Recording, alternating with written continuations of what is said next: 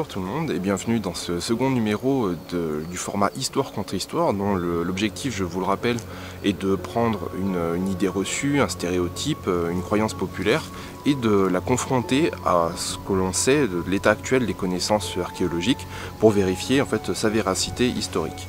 Donc aujourd'hui on va s'intéresser plus particulièrement aux Celtes et au mégalithisme, puisque entre Obélix portant son menhir et un druide pratiquant un sacrifice sur un dolmen, les images romantiques ne manquent pas pour associer en fait les Gaulois avec le mégalithisme. Et donc dans cet épisode on va répondre à cette interrogation: les Celtes sont-ils les bâtisseurs des mégalithes et quelles étaient leurs relations avec ces monuments? Pour commencer, je vais faire un petit rappel de ce que c'est que le mégalithisme. Donc le mégalithisme, en fait, c'est un nom générique que l'on utilise pour désigner plusieurs types de constructions. Le matériau principal est la pierre, qui sont des constructions très anciennes et d'aspect monumental. Donc on va distinguer d'une part les menhirs. Donc là, il s'agit simplement de pierres longues qui sont dressées à la verticale. Ensuite, on va avoir les dolmens qui sont constitués en fait d'un ensemble de pierres verticales qui vont se former comme un support ou des piliers pour une grande dalle horizontale qui forme un toit. Et à savoir que cet ensemble était originellement, les interstices étaient bouchés et le tout était recouvert avec de la terre ou de la pierre, mais qui s'est érodé au fil du temps, ce qui fait que ce qui donne cet aspect qu'on leur connaît si caractéristique aujourd'hui, mais qui n'était pas l'aspect originel. Alors ensuite on va avoir les allées couvertes qui sont en fait le même principe que les dolmens, sauf que le couloir d'accès en fait à la chambre principale était plus long. Ensuite on va avoir les cromlechs qui sont des alignements de pierres en cercle. Ensuite on a les henge qui sont en fait comme des cromlechs mais avec en plus des pierres verticales, des pierres horizontales qui vont relier les pierres horizontales avec un aspect souvent plus monumental. Donc le plus connu est bien sûr le fameux Stonehenge en Angleterre. Ensuite on a les alignements de pierres comme à Karnak. On a enfin les tumulus comme celui de Newgrange, qui sont en fait comme les dolmens ou les allées couvertes, sauf qu'ils sont toujours recouverts de leur tumulus, c'est-à-dire d'une butte de terre au-dessus qui les ferme. Et enfin, on a les cairns, donc qui sont identiques aux tumulus, si ce n'est qu'ils sont, au lieu d'être recouverts de terre, ils sont recouverts de pierre. Donc on retrouve des exemples de constructions mégalithiques dans le monde entier. Seulement les exemplaires les plus impressionnants, les plus nombreux et les plus anciens se trouvent en Europe occidentale. Ce qui fait qu'on considère souvent cette région comme étant le berceau du mégalithisme. Chronologiquement parlant, ce phénomène est indissociable de la période du néolithique, c'est-à-dire la période du réchauffement post-glaciaire qui a vu en fait une révolution dans le mode de vie des hommes, puisqu'on est passé d'un mode de vie de chasseurs-cueilleurs, nomades, à un mode de vie de plus en plus sédentaire avec la naissance de l'agriculture, de l'élevage et de la vie sédentaire dans des habitats permanents ou semi-permanents.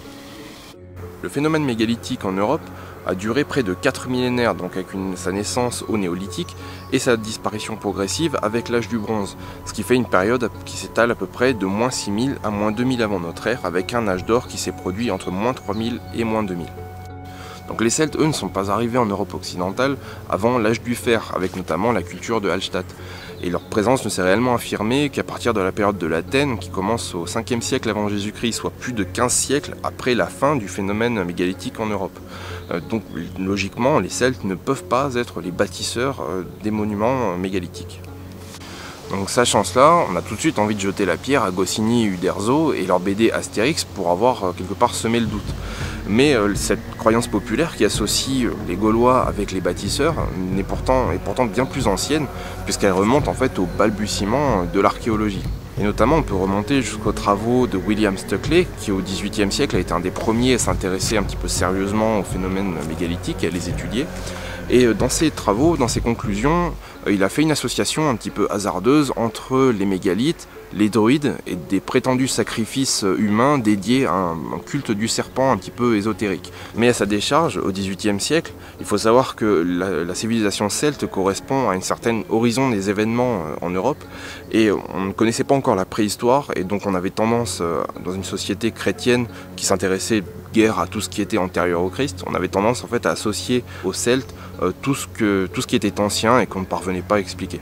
Mais au cours du 19e et 20e siècle, avec l'évolution de l'archéologie, la découverte et l'intérêt grandissant pour la préhistoire, on a peu à peu démenti ces premières théories Et elles ont été totalement balayées avec l'arrivée des datations, des techniques modernes de datation, notamment au radiocarbone dans les années 50, qui ont permis de dater non pas la pierre, qui n'est pas datable en l'état, mais les couches stratigraphiques du sol sur lesquelles reposent ces monuments. Même si le phénomène mégalithique s'est essoufflé, s'est éteint à l'âge du bronze, il ne faut pas croire que les sites ont été abandonnés du jour au lendemain et qu'on a cessé de les utiliser, bien au contraire, puisqu'on peut noter notamment sur le site de Stonehenge que la construction s'est déroulée en fait sur plusieurs phases, en plusieurs étapes, dont notamment la plus récente a été datée de 1600 avant notre ère, donc durant l'âge du bronze. Et notamment, le site est entouré de nombreux tumulus qui sont de construction encore plus récente. Donc on peut noter une certaine continuité dans l'utilisation de ces sites sacrés, même après la fin du phénomène. Même si on ne construisait plus de nouveaux, ceux qui existaient déjà étaient toujours utilisés à des fins religieuses. Par ailleurs, on peut noter que la construction de tumulus à des fins funéraires, elle a survécu au phénomène mégalithique puisqu'elle s'est poursuivie pendant tout l'âge du bronze et l'âge du fer, et ce en fait jusqu'à l'arrivée du christianisme qui a totalement changé les modes d'inhumation et de traitement des défunts. Mais on peut noter notamment en Scandinavie, durant la période viking, on note encore une utilisation de tumulus, des tertres funéraires, même si leur taille avait considérablement diminué par rapport aux tumulus néolithiques.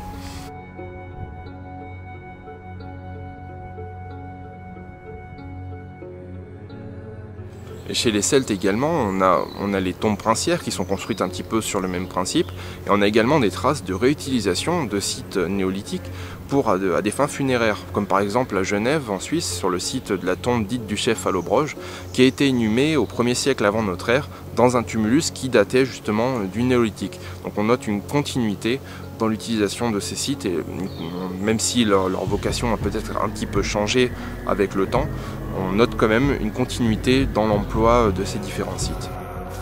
Voilà, cet épisode d'Histoire contre Histoire touche maintenant à sa fin. J'espère avoir répondu de manière pertinente à la question qui était posée aujourd'hui.